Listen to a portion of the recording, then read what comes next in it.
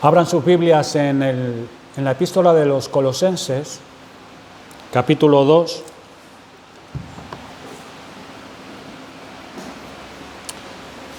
He titulado este sermón Completos en Él.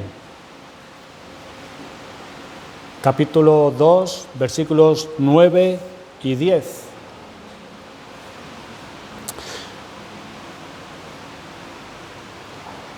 Dice así la palabra de Dios: porque en Él habita corporalmente toda la plenitud de la deidad.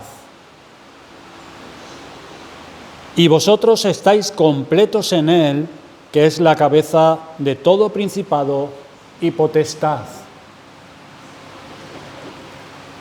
Esta declaración del apóstol contiene grandes verdades doctrinales que aportan grandes beneficios para el pueblo de Dios. Una de ellas es el misterio que estaba oculto desde los siglos y las edades, que era la promesa del advenimiento del Mesías, Dios hecho carne, pues esta verdad está claramente descubierta en la palabra corporalmente. Nunca deberíamos, hermanos, de dejar de asombrarnos de que la segunda persona de la deidad tomara nuestra naturaleza y caminara entre los hombres. La mano de la omnipotencia se ve en las innumerables órbitas que adornan los cielos, las estrellas, el universo, pero en el Hijo contemplamos el rostro mismo de Dios, al descubierto, la imagen y transcripción expresada de su mismo ser. Presenta al Cristo que es el mismo ayer, hoy y por los siglos, y quien es la cabeza de todas las cosas, y especialmente la cabeza orgánica y gobernante de la Iglesia, de su propio cuerpo que es la Iglesia. Cristo es el todo suficiente y único Salvador de ella. Es la imagen del Dios invisible, quien incorpora en sí mismo toda la plenitud de la deidad y por consiguiente la fuente de vida, de la paz y del gozo de todo creyente. Y vosotros estáis completos en Él. Pero ¿por qué el apóstol tuvo que escribir esta carta a los colosenses? ¿Por qué? ¿Qué quería decir Pablo? ¿Por qué escribió esto? ¿Acaso quería corregir algún error en ellos? ¿Algún error doctrinal? ¿O acaso más bien sería prevenirles de algún peligro? Pues primeramente quisiera que viéramos el motivo de por qué Pablo escribió a esta iglesia. Y había un doble peligro en Colosas. Cuando Pablo escribió esta carta a los colosenses, estaba preso en Roma. Él hizo un viaje a Jerusalén y al terminar su tercer viaje misionero, viajó allí a Jerusalén, fue acusado falsamente por los judíos en el templo y lo tomaron prisionero. Muy pronto empezó su encarcelamiento, duró cerca de 5 años y lo sufrió primero en Cesarea y después en Roma. Fue durante su encarcelamiento que le recibió la visita de un siervo llamado Epafras, el ministro de la iglesia en Colosas. En general, el informe que trajo este siervo era un informe favorable, porque lo leemos en el versículo del 3 al 5 en el capítulo 1. Dice Pablo cuando escribe a esta iglesia, dice: siempre orando por vosotros, damos gracias a Dios, Padre de nuestro Señor Jesucristo, habiendo oído de vuestra fe en Cristo Jesús y del amor que tenéis a todos los santos, a causa de la esperanza que os está guardada en los cielos, de la cual ya habéis oído por la palabra verdadera del Evangelio. Pero las noticias que trajo Epafras no eran totalmente favorables. Al escuchar todo el informe, Pablo se dio cuenta con tristeza del hecho de que la iglesia enfrentaba un doble peligro. Para poder entender la naturaleza de los peligros que esta iglesia enfrentaba, hemos de tener en mente que estaba compuesta entera o casi totalmente de convertidos del mundo gentil. Y en esa región proliferaban casi todas las variedades del paganismo que se conocían. Se adoraba a deidades como a Isis y Serapis, a Helios, a Demeter, a Artemis. Por consiguiente, el mal con el que se enfrentaba la joven iglesia en Colosas era, primeramente, el peligro de recaer en el paganismo y en su crasa inmoralidad. La mayor parte eran recién convertidos, era una iglesia joven y habían sido recién convertidos de las tinieblas de la vulgar sensualidad del paganismo. El peligro era recaer en su anterior disolución por las ligaduras de su maldad pasada. Los hábitos son como una atadura. Ellos tenían que luchar contra los malos hábitos que habían adquirido a lo largo de su disoluta vida inmoral, al igual que nosotros. Tenemos hábitos que nosotros tenemos que luchar contra ellos, que de tantos años que hemos vivido, todavía hay hábitos en nosotros que tenemos que luchar contra ellos. Pues ellos igual, ese era un peligro que tenían estos recién convertidos, esta iglesia joven. Estaba también la corriente del ambiente impío que había en aquella región, en aquellas ciudades. Es muy difícil remar en contra de semejante corriente y oponerse a las opiniones y a la voluntad de la mayoría. Desde que el hombre cayó, desde que el hombre es hombre, siempre ha existido la inmoralidad. Pero en aquella región, en aquel tiempo, la inmoralidad estaba, regada por cualquier lugar. Mucha influencia inmoral. Y los santos en todas las épocas han tenido que vivir en medio de la depravación. Y además estaba la corriente interior de las pasiones de sus corazones no consagrados totalmente todavía. ¿Por qué? Porque aunque los colosenses habían aceptado a Cristo, no habían llegado a ser perfectos de la noche a la mañana. Estaban en ese proceso de santificación. Entonces la maldad todavía estaba en ellos. Y finalmente estaba el engaño de Satanás, quien buscaba por medio de toda clase de astutas maquinaciones arrebatar las ovejas de la mano de su buen pastor. Pero había un segundo peligro, y era el peligro de aceptar la herejía de Colosas. Se habían introducido unos falsos maestros del error en esa iglesia. Ellos enseñaban que para triunfar sobre los pecados y apetitos de la carne debían de seguir una serie de ordenanzas y reglas. Esos falsos maestros enseñaban que la fe en Cristo, por buena que sea, no era suficiente, porque Cristo no era un Salvador completo.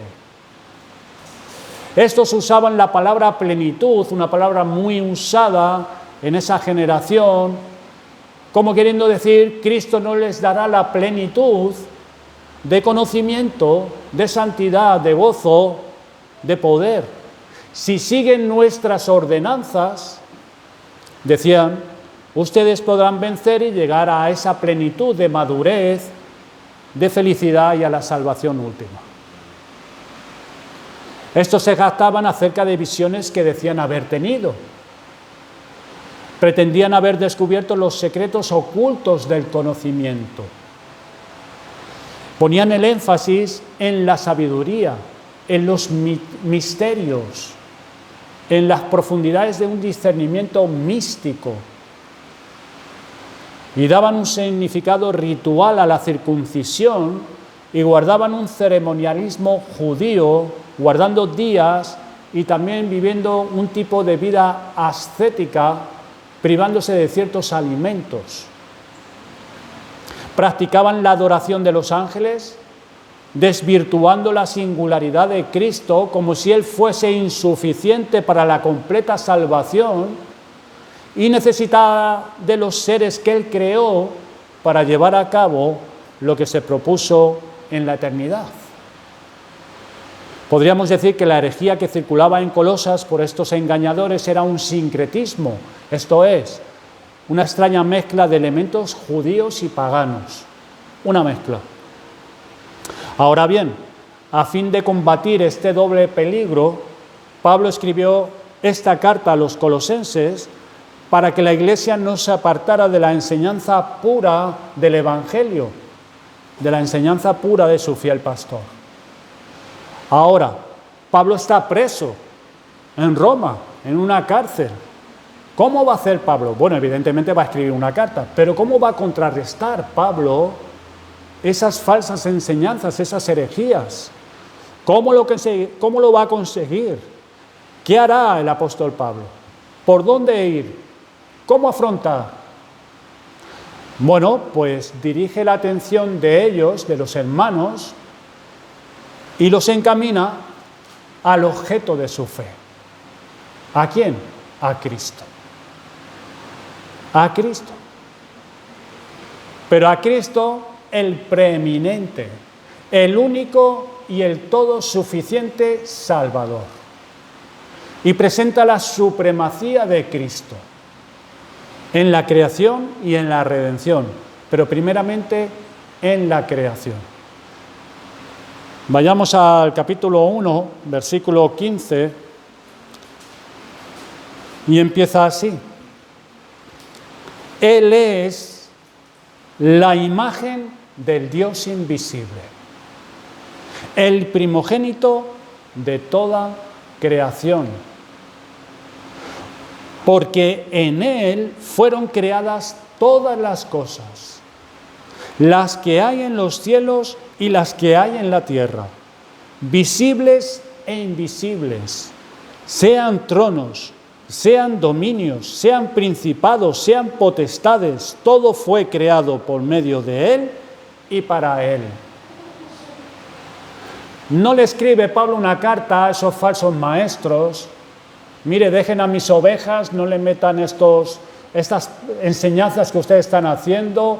No, les escribe a los creyentes, pero les presenta a Cristo, el preeminente, el todo suficiente Salvador.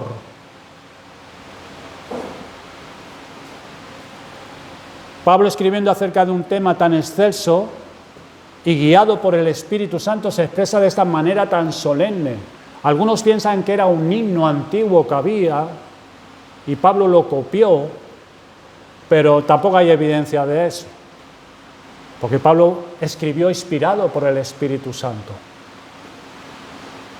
Y tenemos aquí la misma enseñanza que encontramos en Hebreos capítulo 1, versículo 3, donde el Hijo es llamado el resplandor de la gloria de Dios y la misma impresión de su sustancia.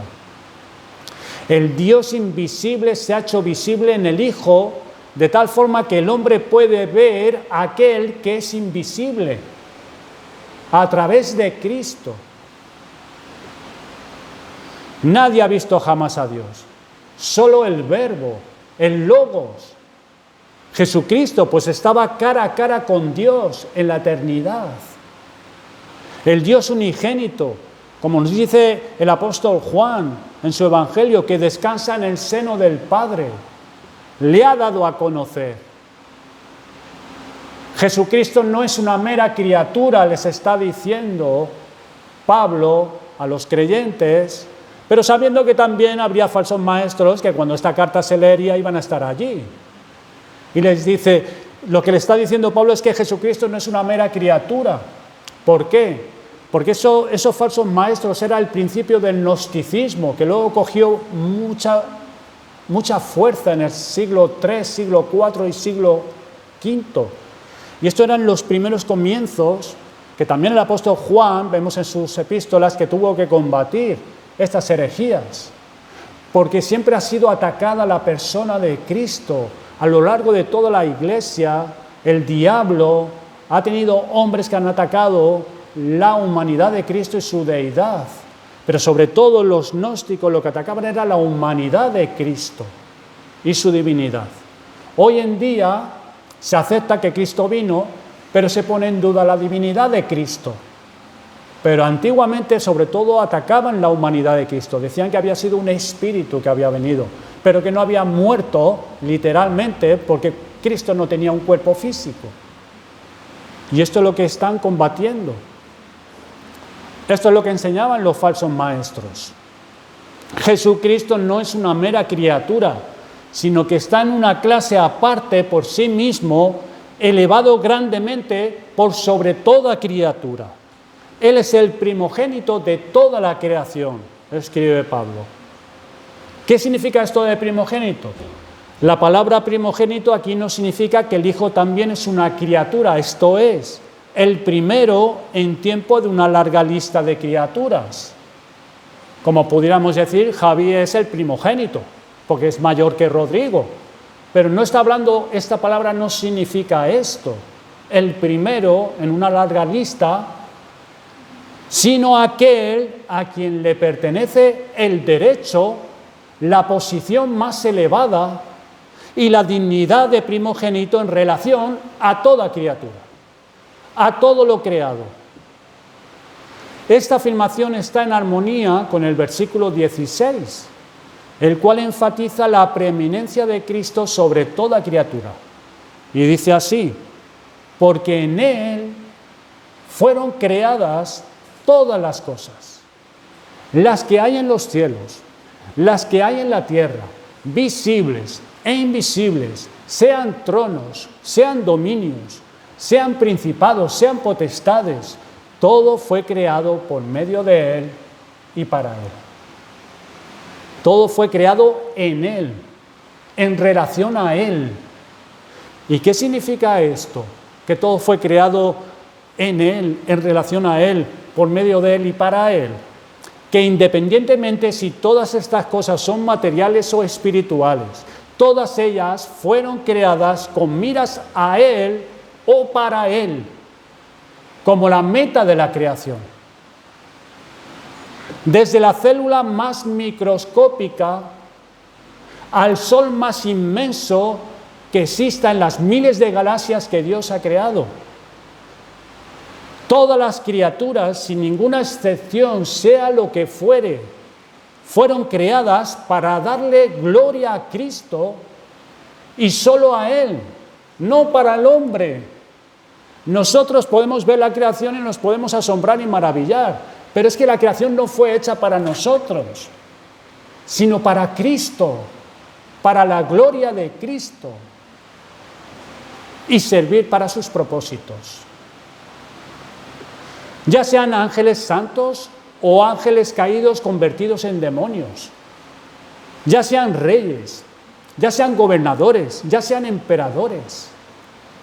Todos ellos son criaturas creadas y por tanto sujetas a Cristo. Jesucristo es aquel a quien todas las cosas deben su origen. Como el agente divino de la creación, Él también es el fin de su existencia. Él es el Señor soberano de todas las criaturas, de todo.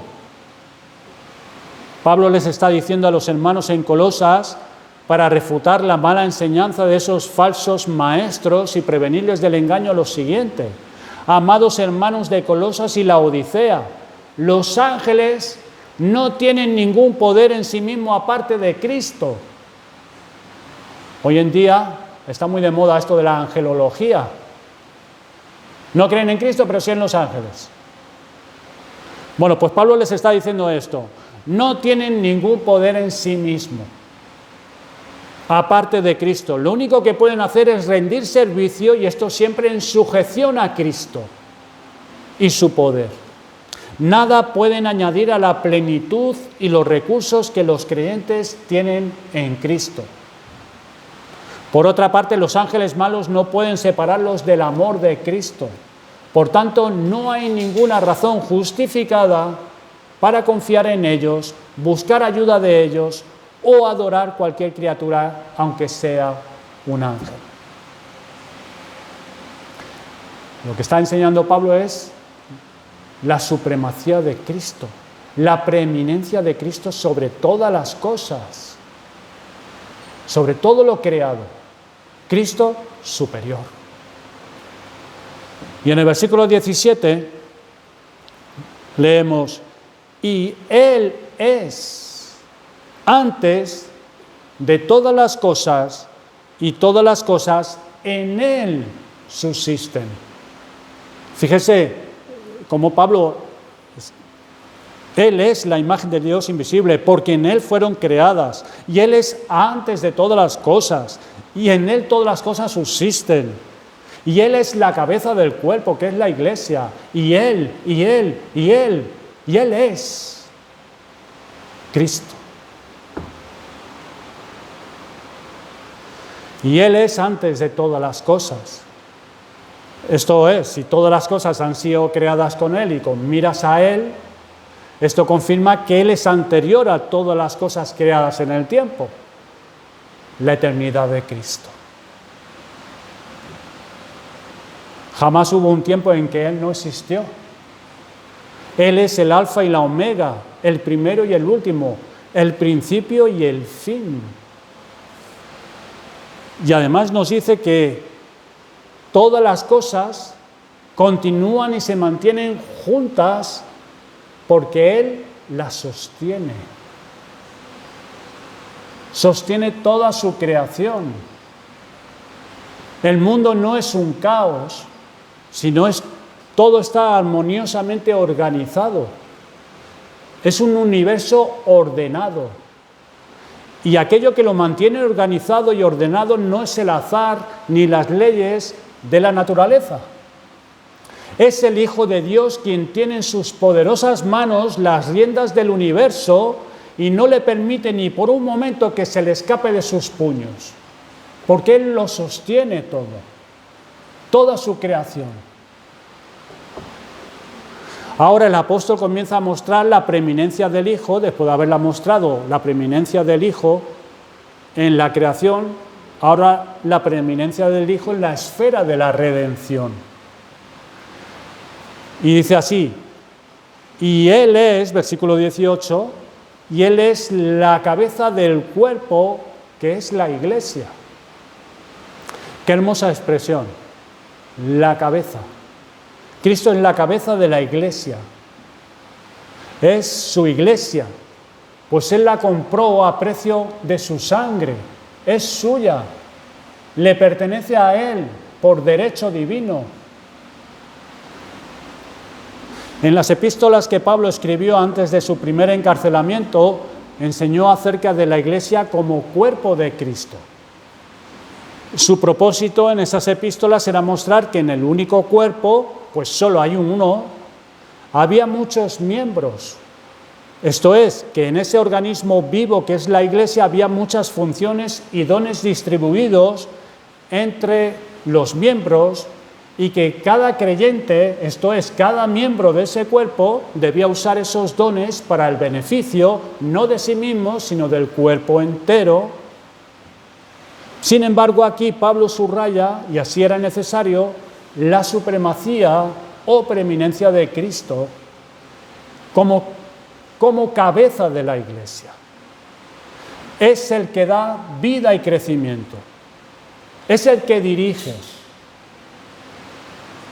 Igual que en Efesios 4, versículo 16, dice, siguiendo la verdad en amor, crezcamos en todo en aquel que es la cabeza, esto es Cristo. Como cabeza, Cristo ejerce autoridad sobre la iglesia. Por cierto, sobre toda la totalidad de su creación, para el beneficio de la iglesia. Él es su cabeza gobernante, la guía de la iglesia, la conduce, la alimenta, la defiende. Porque es su iglesia, porque la ama.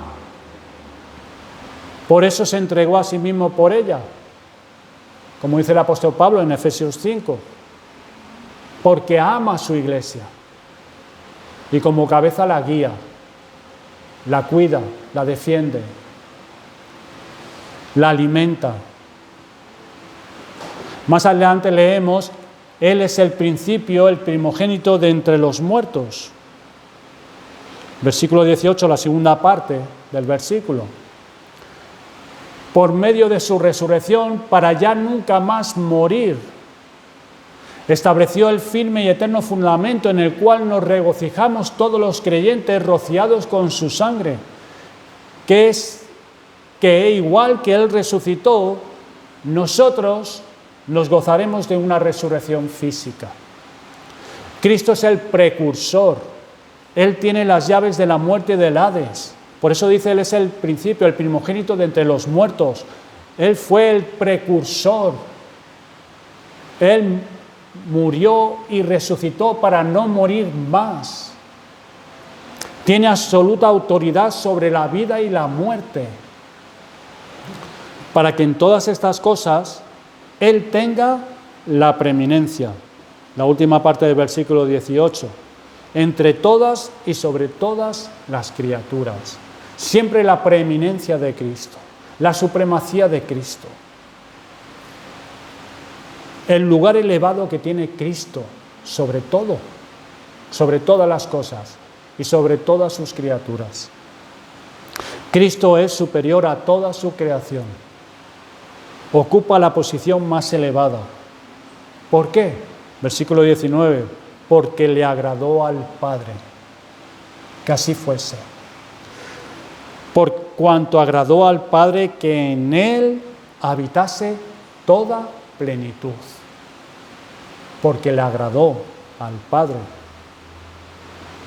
A Dios el Padre le agradó que su Hijo de su amor, y solo Él y nadie más, tuviese posesión del más alto honor.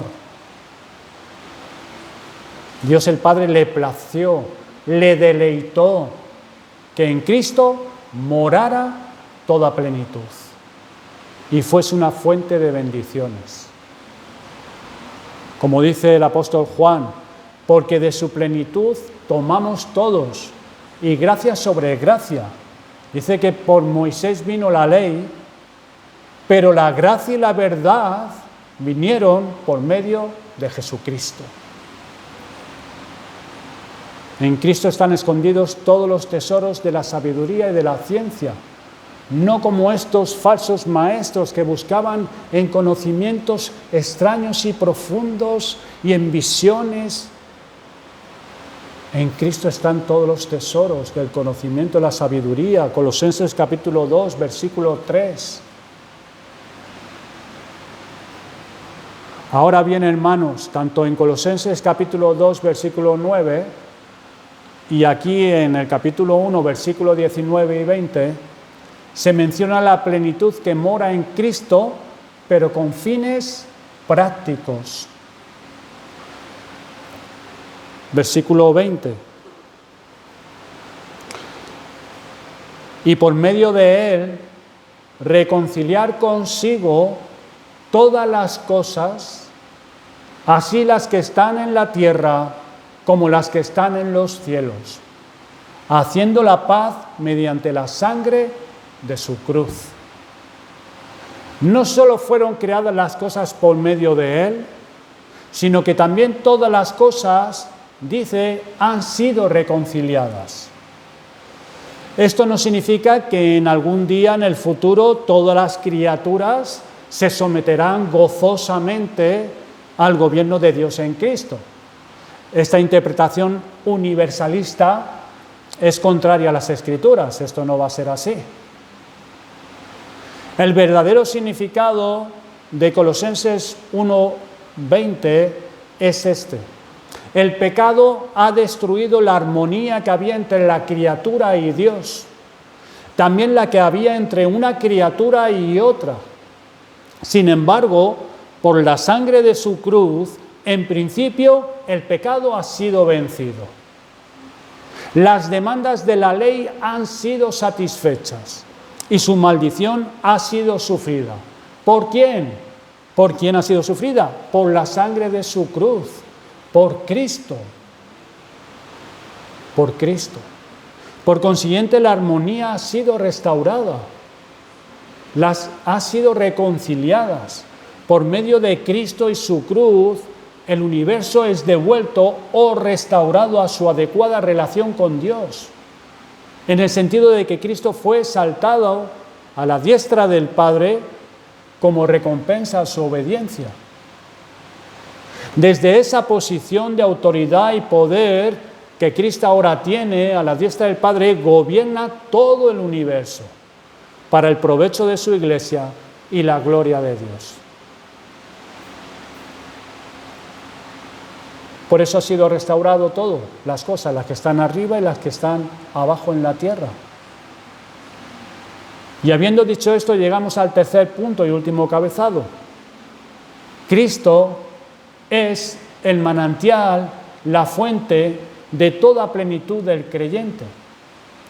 Cristo es la fuente y manantial, y como dije anteriormente, la plenitud que mora en Cristo es con fines prácticos. Se manifestó en los colosenses cuando fueron hechos recipientes del maravilloso don de la reconciliación.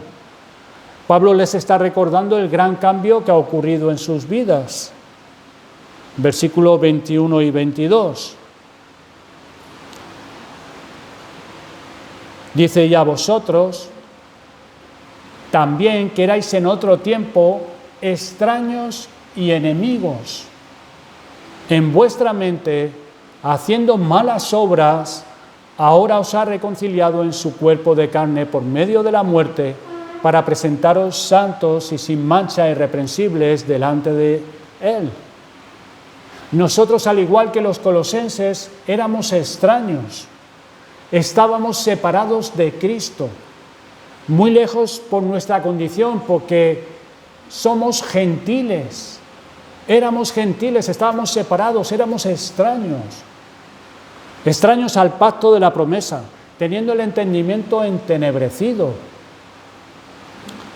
Pero es que además éramos enemigos, no solamente extraños, enemigos de Dios, enemigos de Cristo. Odiábamos a Dios. Y cuando Dios se dio a conocer en cierta medida, hablándonos a través de la conciencia y la revelación en la naturaleza, suprimimos en nuestra hostilidad hacia Él su verdad por nuestra injusticia. Dice que éramos enemigos en nuestra mente. ¿Cómo? Haciendo malas obras. Les recuerda Pablo a los colosenses. Para que ellos permanezcan firmes, se acuerden de dónde los ha sacado el Señor. Y esa semejante hostilidad se manifestó en malas obras. Y tal hostilidad merece la ira de Dios. No solo el pecador está enemistado con Dios, Dios mismo está enemistado con el pecador, el cual merece su ira y castigo eterno. Y tales malas obras se enumeran específicamente en Colosenses 3, versículos del 5 al 9. Fornicación, impureza, pasiones desordenadas, malos deseos y avaricia, que es idolatría, ira, enojo, malicia, blasfemia, palabras deshonestas. Pero por medio de la sangre de Cristo, los colosenses obtuvieron la paz, la reconciliación. El instrumento que Dios usó para dicha reconciliación fue la muerte de su Hijo. Pero ahora os ha reconciliado, dice el versículo. Por la gracia soberana de Dios, Dios es reconciliado con el pecador y el pecador con Dios mediante la muerte expiatoria de Cristo. El Dios reconciliado justifica al pecador que acepta la reconciliación y de tal manera opera en su corazón mediante el Espíritu Santo para que el pecador ponga a un lado su perversa separación de Dios y así participe de los frutos de la expiación perfecta de Cristo. ¿Cuál es el propósito final de la reconciliación consumada por Cristo? Pues la primera es reconciliarnos con Dios, que ocupemos una posición diferente a la que antes teníamos. Pero también porque todo es para Él y por medio de Él, todo es para Él. Dice: ahora os ha reconciliado en su cuerpo de carne por medio de la muerte para presentaros santos y sin mancha e irreprensibles delante de Él. Delante de Él. ¿Por qué? Porque todo es para Él. Todo es por Él. y para que estemos con Él por los siglos de los siglos, eternamente. Ese es el propósito de la obra reconciliadora. Presentarnos santos, esto es, limpios de todo pecado y separados por completo para Dios, sin mancha, sin ningún defecto, como un sacrificio perfecto e irreprensible, sin tacha en absoluto. Pero sobre todo para Él, para su gloria, para Él. Más adelante el apóstol profundiza un poco más en esa obra que Cristo hace, esto es en la regeneración, en nuestra unión a Él por medio de la fe. Somos unidos a Cristo en su muerte y resurrección, dándonos vida y perdonando todos los pecados. Está en el capítulo 2, versículos 11. Ahí profundiza un poco más Pablo cómo fue esa obra y dice: en Él, siempre es en Él, en Cristo, siempre en Él. También fuisteis circuncidados con circuncisión no hecha a mano, al echar de vosotros el cuerpo pecaminoso carnal en la circuncisión de Cristo, sepultados con Él en el bautismo, en el cual fuisteis también resucitados con Él, mediante la fe en el poder de Dios que le levantó de los muertos. Y a vosotros, estando muertos en pecados y en la incircuncisión de vuestra carne, os dio vida juntamente con Él, perdonándoos todos los pecados, anulando el acta de los decretos que había contra nosotros, que nos era contraria, quitándola de en medio y clavándola en la cruz. Pablo les está diciendo: vosotros no tenéis necesidad de una circuncisión exterior y carnal, porque ya ha sido realizada una mejor circuncisión, una interior, la que es la del corazón, no hecha por mano humana, sino por el Espíritu Santo. Cuando Él fue sepultado, vosotros, esto es, vuestra vida anterior fue, vuestro inicuo ser fue sepultado con Él. Cuando Él resucitó, vosotros, como nuevas criaturas, fuisteis resucitados con Él. Y se os hizo vivir. Pablo les está exhortando a meditar y reflexionar cuán grande gracia Dios derramó sobre ellos. De igual manera, hermanos, nosotros igual. La gracia que se nos ha sido dada por Dios si estamos en Cristo. A nosotros que estábamos tan profundamente caídos, tan perdidos sin ninguna esperanza, tan completamente corrompidos en estado y condición por nuestra naturaleza. Y termina como punto final exaltando toda la supremacía y preeminencia obra de salvación en el capítulo 2, versículo 15, revelándonos ese misterio que solo aquí se nos dice.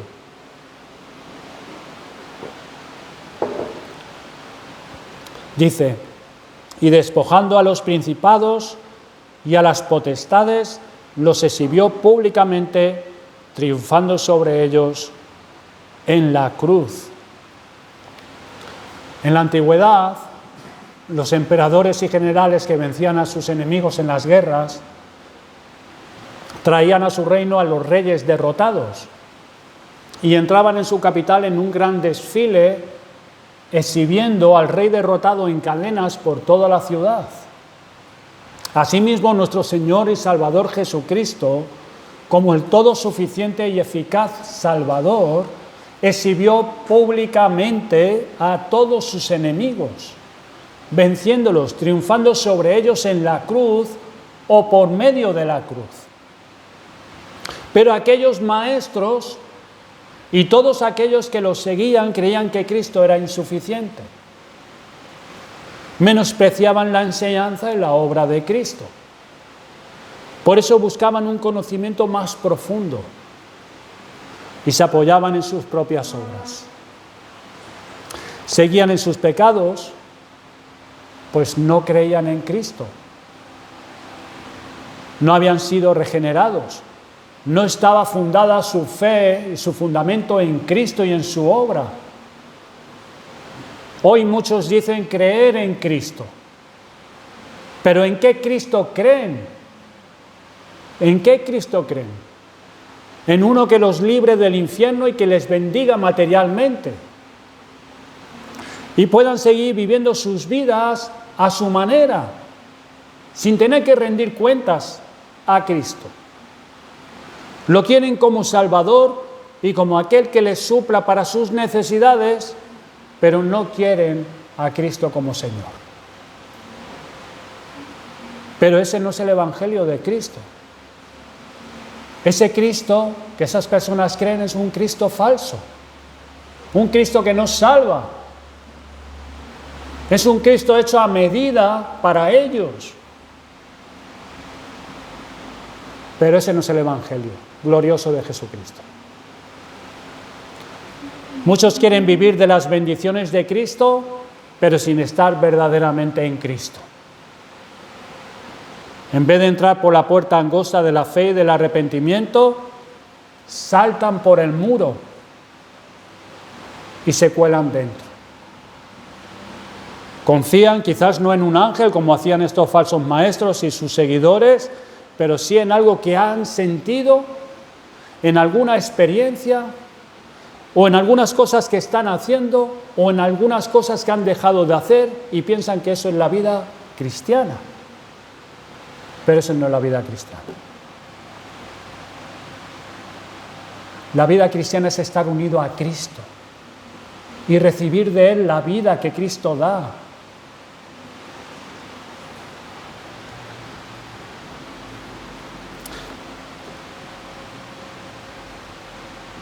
Se quedan privados de ver la gloria de Cristo, porque no creen en Él. Jesús dijo, el que cree en mí, verá mi gloria. Pero como no creen en Cristo, se quedan privados de la gloria de Cristo. Así no podrán combatir contra los deseos y pasiones de su naturaleza caída. Estos falsos maestros, ¿qué es lo que hacían? Daban un duro trato a su cuerpo. Dejaban de comer ciertas cosas. Pero eso no puedes combatir, Pablo lo dice, eso contra los apetitos de la carne no tiene ninguna eficacia. No podrás combatir contra los deseos y pasiones de tu naturaleza caída. No podrás. No podrás, porque es más fuerte lo que hay dentro de ti. Muchísimo más fuerte. Necesitamos el poder de Cristo, la vida de Cristo. Si no, no vamos a poder. Todo aquel que no esté en Cristo no va a poder vivir la vida cristiana. Todos los aparentes frutos que se puedan ver en Él serán imitaciones del verdadero fruto que produce el haber sido unido a Cristo y el poder del Espíritu Santo. Yo rogaría a estas personas que desistan, que busquen verdaderamente a Cristo y la salvación que Él ha logrado, que clamen a Dios para que tengan misericordia de Él, para que el Espíritu Santo aplique la salvación de Cristo a sus almas. Y entonces cuando tú creas verdaderamente en Cristo y creas en Él y conozcas quién es Él verdaderamente, cuando puedas ver y creer y aceptes con todo tu corazón que todo lo que necesitas se encuentra en Cristo, pues en Él habita corporalmente toda la plenitud de la deidad. Te alegrarás, te regocijarás, tendrás una firme esperanza en Cristo y estarás completo en Él, completo en Él. Eso no significa que tendrás luchas contra tu pecado, porque el pecado todavía está en nosotros, aun siendo creyentes. Pero tendrás el poder del Espíritu Santo, el poder de Cristo, para poder combatir, para poder luchar contra sus deseos y pasiones. ¿Por qué? Porque Cristo tiene toda autoridad y está por encima de todo. Y en Él están todos los recursos. Por eso dice que en Él habita corporalmente toda la plenitud de la deidad. Todo lo que necesitamos lo tiene Él.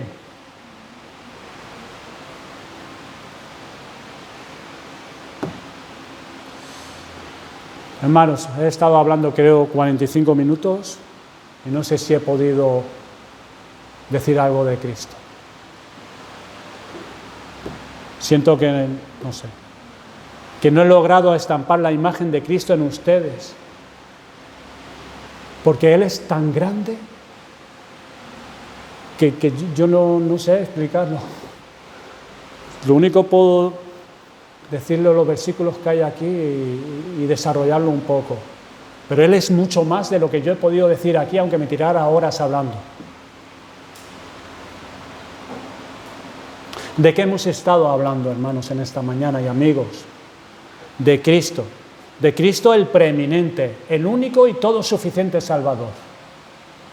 No hay más que salve, no hay nadie más, solo Cristo. Él es la fuente de la vida, en Él habita toda la plenitud de la deidad. Por su obediencia ha sido exaltado, se le ha dado toda autoridad, todo dominio, toda gloria, todo honor. Todas las gracias y virtudes que necesitamos se encuentran abundantemente en Él. La resurrección de Cristo, seguida por su ascensión y coronación, garantizan nuestro perdón. Está sentado a la diestra de Dios y garantiza nuestro perdón. Nuestros pecados perdonados una vez para siempre por el sacrificio de Cristo, pero también nuestros pecados que cometemos cada día, garantiza nuestro perdón, donde está Cristo ahora mismo sentado a la diestra de Dios. Entonces, ¿por qué buscar la salvación a la plenitud aparte de Él? ¿Por qué recurrir a cisternas rotas cuando la fuente misma está a nuestra mano, que es Cristo? Por eso la exhortación en el capítulo 3, versículo 1, dice: si pues habéis resucitado con Cristo, buscad las cosas de arriba, donde está Cristo sentado a la diestra de Dios. Ese buscar no es un buscar para encontrar y ya está, sino un buscar para obtener.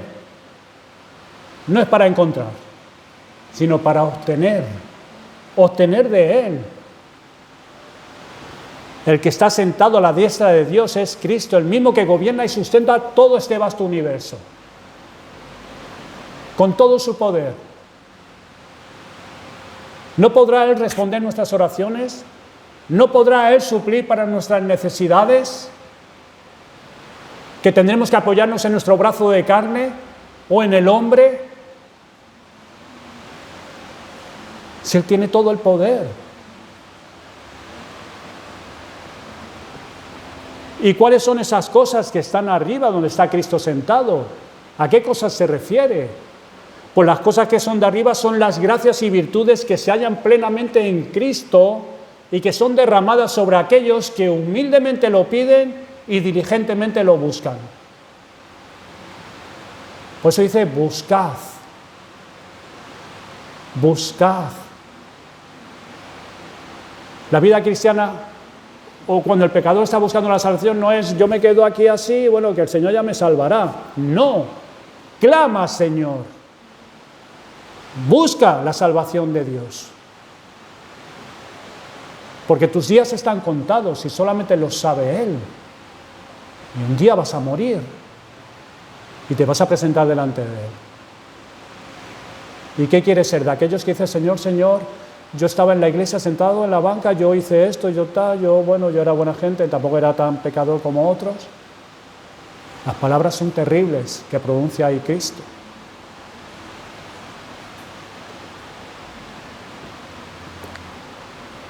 Las gracias son derramadas por Cristo abundantemente en los graneros celestiales. Él es nuestro gran José.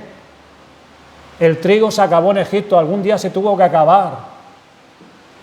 Pero los graneros que hay en el cielo no se acaban, no se agotan. Cristo no se cansa en darnos. Como alguien dijo, no sé quién lo dijo, dice que Él está más propenso para darnos que nosotros para recibir. Pedir y recibir.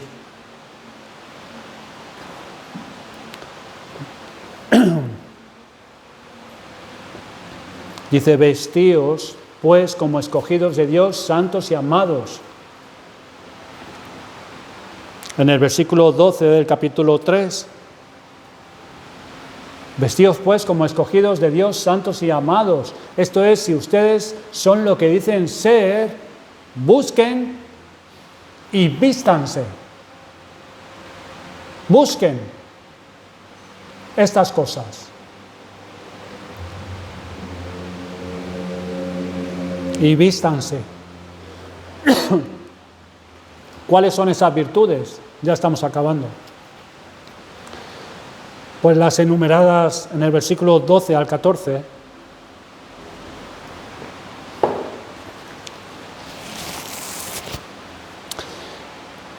Entrañable misericordia, de benignidad, de humildad, de mansedumbre, de paciencia, espíritu perdonador, dice soportándoos unos a otros y perdonándolos unos a otros, esto es espíritu perdonador. Y sobre todas estas cosas, versículo 14, amor, amor.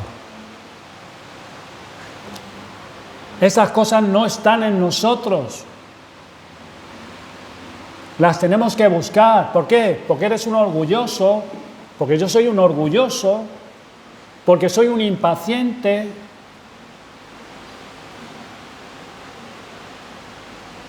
Porque muchas veces desato en ira, en enojo, mal carácter,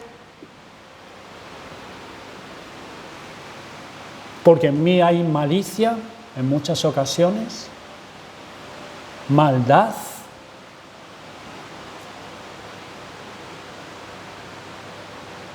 Y por eso las necesitamos de Cristo,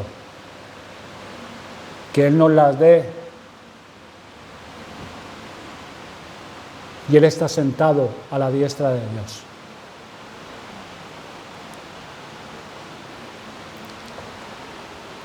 Si nuestros corazones están llenos de tales bondades, no habrá cabida para los deseos de la carne. No habrá cabida. Si alguien está recibiendo de Cristo y estás viendo la gloria de Cristo, su belleza, su hermosura, el amor de Dios para contigo en sus tratos, incluso antes de ser convertido, cómo Dios te fue guiando y te maravillas de ello y estás en esos momentos que sabemos que no es siempre para tristeza nuestra, pero hay momentos que sí podemos contemplar esto. Acto seguido tú no vas a ir a internet a buscar una página de pornografía. No, porque estás completo en Cristo, porque estás recibiendo de Él. Tú no vas a ir o vas a mirar a un sitio donde no tienes que mirar, sino al contrario, la gloria de Cristo, poder contemplarle a Él, lo que nos hace es vivir una vida, queremos agradarle, queremos vivir en rectitud, en justicia, queremos obedecerle. Y eso nos guarda de la inmundicia, de la inmoralidad, por amor a Él, porque estamos recibiendo de su amor. No habrá deseos para la carne si estamos recibiendo estas gracias de parte de Cristo, buscándolas. Y estas gracias, si las buscamos para obtenerlas, no solo nos capacitarán para tener victoria sobre victoria en nuestra lucha contra los deseos y las tendencias de la carne, sino para ser en forma veraz sal de la tierra y luz del mundo, por medio de estas virtudes. Hermanos, nos acercamos a la cena del Señor. Adoremos al Trino Dios. Adorémosle, a Dios el Padre, a Dios el Hijo y a Dios el Espíritu Santo. Traigamos a nuestra memoria, a nuestro corazón, cómo Dios el Padre le agradó revestir, que en su Hijo unigénito habitase toda plenitud y por medio de él reconciliarnos consigo mismo y hacer la paz con nosotros, por medio de la sangre de su cruz. Y es lo que hoy vamos a traer a nuestra memoria, el sacrificio de Cristo, su sangre derramada por los pecadores, por nosotros,